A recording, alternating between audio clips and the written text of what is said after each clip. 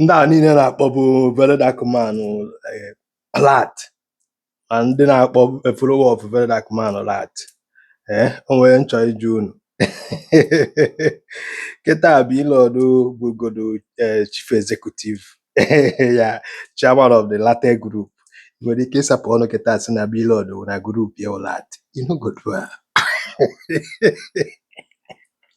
niile na-asọpọtụ Blord oge a because of na ya na very dark man nwere issue wee na-akpọ group of very dark man na babulat ịghọtago na mmadụ asọpọzụrụ ị na-aza data afọ a na-akpọ Ratel.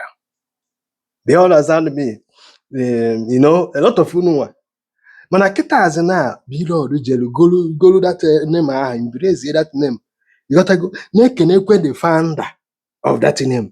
Achọrọ m ịjụ gị ị nwere ike ịsapụ ọnụ kịta si na Blord na group ya bụ lat ụmụoke ị nwere ike ime inogodu a hypocrisy dị anyị n'ime is second to none. Do you understand me? I like o nwere ka si like ife a na-eme no. Do you understand? Blord gosi mụ na gị na-abụ that na onye ọbụla na-achọ interest. Ịghọtago Blord wu interest ka ọ fụ na the thing as a business guy ọ bụ. Do you understand me? Ọ sị ka o embrace ife anụnwa na ife anụnwa ga-enye kenye some certain thing. Na gị nwa nọzi na kọna na support ya jiri bụ because of Blord na-akpọ very dark man na group ya ọmụrụ of name ụmụnwoke this that. Ị nwere ike ịsapụ ọnụ kịta na-akpọzie Blord afọ na group ya ụmụnwoke inogodu a hypocrisy